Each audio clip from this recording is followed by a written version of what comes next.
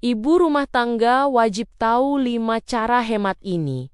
Uang belanja kecil tapi hidup tetap tenang. Sebelum lanjut bisa klik dulu tombol subscribe, like, dan share biar lebih banyak teman-teman lain bergabung. Dan juga kalau kamu punya ide tema video selanjutnya, langsung aja tulis di komen ya. Makasih. Aku mau mulai dengan sebuah adegan yang mungkin sangat dekat dengan hidup kamu. Sore hari, rumah sudah agak sepi. Anak-anak main di depan atau sudah mandi. Kita duduk sebentar di dapur atau di kamar, buka dompet atau cek saldo, terus kita diam terpaku, bukan karena meditasi, tapi karena mikir keras. Ini uang belanja kok rasanya baru kemarin diambil, tapi sekarang tinggal segini. Lalu mulai muncul kalimat sakti dalam hati. Aku belanja apa aja ya? Kayaknya biasa aja deh. Tidak beli emas, tidak beli tas mahal, tidak liburan juga, tapi kok uangnya habis. Kalau kamu pernah ada di momen itu, peluk jauh dulu. Kamu normal. Kamu bukan gagal jadi ibu rumah tangga. Kamu cuman manusia biasa yang lagi berusaha ngatur banyak hal sekaligus. Jadi ibu rumah tangga itu bukan cuman soal masak dan bersih-bersih, tapi juga jadi menteri keuangan, rumah tangga. Bedanya, menteri keuangan negara masih punya staf. Kalau kita, stafnya kadang malah nambah pengeluaran. Aku sering banget dengar curhatan dari teman, dari tetangga, dari saudara. Semua nadanya mirip, uangnya pas-pasan, capek, ngirit, tapi tetap merasa bocor. Dan setelah ngobrol panjang, biasanya masalahnya bukan di penghasilan dulu, tapi di cara mengatur dan cara memandang uang belanja itu sendiri. Sekarang kita ngobrol pelan-pelan ya. Anggap saja lagi duduk bareng, minum teh manis, curhat tanpa dihakimi. Cara hemat pertama yang paling dasar tapi paling sering bikin gagal itu memisahkan kebutuhan dan keinginan. Ini kelihatannya sepele, tapi disinilah drama dimulai. Karena keinginan itu pintar menyamar. Contoh yang paling nyata, niatnya ke warung beli telur dan sayur. Sampai di warung, lihat gorengan masih hangat. Dalam hati bilang, anak-anak juga pasti mau. Padahal tadi belum tentu minta. Terus lihat minuman dingin, mikirnya kasihan suami pulang kerja haus. Padahal di rumah masih ada air galon. Akhirnya pulang-pulang, telur iya, sayur iya. Tapi nambah banyak hal kecil, yang kalau satu saja tidak terasa. Tapi kalau tiap hari, baru terasa di akhir bulan. Kebutuhan itu sifatnya wajib dan mendesak. Kalau tidak dipenuhi, hidup terganggu, makan, listrik, air, sekolah anak. Keinginan itu sifatnya menyenangkan, tapi bisa ditunda. Dan seringkali keinginan muncul karena capek dan emosi. Mulai sekarang, sebelum beli apapun, biasakan jeda sebentar. Tanya ke diri sendiri, kalau barang ini tidak dibeli hari ini, hidup kami masih baik-baik saja tidak? Kalau jawabannya iya, berarti itu keinginan.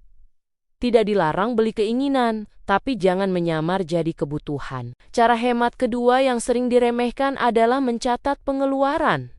Banyak ibu rumah tangga bilang begini, ribet, uangnya juga cuma segitu, ngapain dicatat? Padahal justru karena segitu harus dicatat, tidak perlu rapi, tidak perlu tabel rumit, cukup jujur. Misalnya hari ini beli sayur sekian, jajan anak sekian, kopi sase sekian. Ada satu cerita nyata, seorang ibu bilang uangnya selalu habis. Setelah dicatat, ternyata jajan kecil setiap hari jumlahnya lebih besar dari belanja lauk. Dan selama ini dia merasa itu tidak ada apa-apanya. Catatan itu bukan buat menyalahkan diri sendiri, tapi buat membuka mata. Karena uang yang tidak dicatat itu seperti air bocor di pipa kecil. Kita tidak dengar suaranya, tapi tahu-tahu bak mandi kosong. Cara hemat ketiga ini agak unik tapi sangat nyata. Belanja dengan perut kenyang dan pikiran tenang. Ini bukan bercanda. Ini serius. Coba ingat, kalau belanja pas lapar, semua terlihat enak. Semua pengen dibeli. Kalau belanja pas capek dan emosi, belanja jadi pelarian. Rasanya pengen memberi hadiah ke diri sendiri. Aku capek, aku pantas beli ini. Tidak salah, manusiawi. Tapi kalau jadi kebiasaan, keuangan yang kena imbas, makanya biasakan makan dulu sebelum belanja. Tarik napas dulu. Kalau lagi emosi, tunda. Belanja seharusnya soal kebutuhan, bukan pelampiasan perasaan. Cara hemat keempat adalah membagi uang belanja ke dalam pos yang jelas.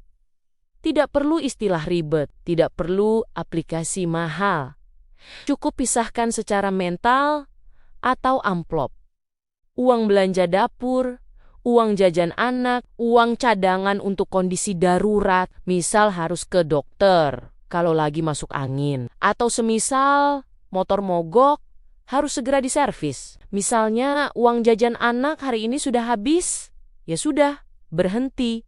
Awalnya berat, anak mungkin merengek dan ngambek. Hati tidak enak, tapi lama-lama anak juga belajar bahwa uang itu ada batasnya. Dan kita juga jadi lebih tenang karena tidak lagi menebak-nebak. Cara hemat kelima ini yang paling penting dan paling dalam.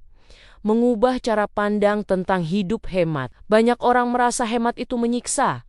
Padahal hemat itu perlindungan. Hemat itu bukan pelit. Hemat itu sadar. Dengan hidup hemat, kita tidak panik saat akhir bulan. Tidak gelisah saat ada kebutuhan mendadak. Tidak saling menyalahkan. Hemat itu bentuk cinta yang tidak terlihat. Cinta ke keluarga, cinta ke masa depan. Aku tahu, jadi ibu rumah tangga itu capek. Capek fisik, capek pikiran. Kadang ingin jajan, ingin beli sesuatu yang bikin senang. Silakan, tidak dilarang. Yang penting sadar batas. Tidak perlu langsung sempurna. Tidak perlu langsung berubah total. Cukup satu kebiasaan kecil dulu, karena perubahan besar selalu dimulai dari hal kecil yang dilakukan terus-menerus. Uang belanja mungkin kecil, tapi kalau dikelola dengan tenang, hidup juga ikut tenang. Dan kalau kamu sampai di bagian ini, artinya kamu peduli, dan ibu rumah tangga yang peduli itu sudah luar biasa. Demikian, terima kasih sudah mendengarkan cerita ini. Sampai ketemu lagi di cerita-cerita berikutnya. Tetap semangat ya ibu-ibu semua.